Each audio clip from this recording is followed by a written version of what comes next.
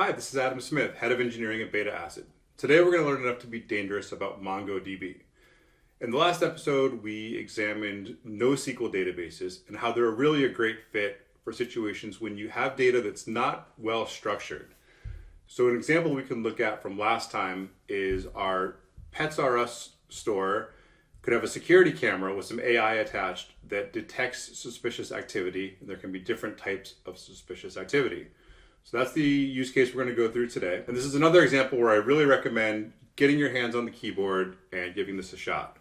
So MongoDB is a very popular NoSQL database, and its Atlas product allows you to spin one up in the cloud quickly and for free. So let's go to MongoDB, try free.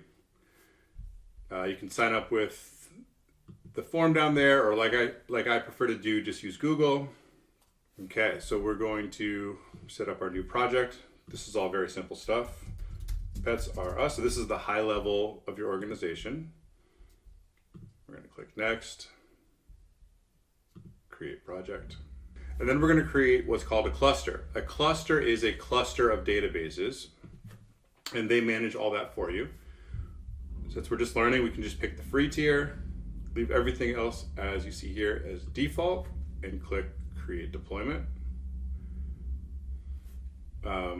They add in a suggested username and password. You're going to have to add at least one to get started. So just click whatever they suggest, and then we can close it out. Now this is going to take about 1 minute to 2 minutes. So we'll be back here when this is created.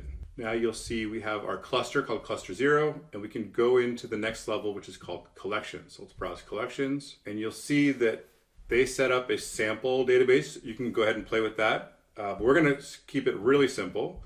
We're going to set up our Pets R Us security database. And our collection name here, one level down from that, we're going to be doing our logging. So we're going to call it logs. So here's our collection. We're going to insert a document into our collection. So we're going to click insert. We're going to choose this as our view. And we're going to insert what we saw earlier, our log information about suspicious activity that was detected on the security camera. So we'll go ahead and put that in.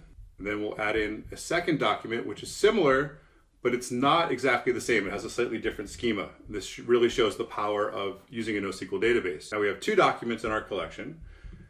And even though these are not structured tables, we're able to write queries to get some information out. Our first query is digging into the details object where detection type equals loitering. So we have one of those, and we're going to apply it, and we're going to get back the document that has detection type equals loitering.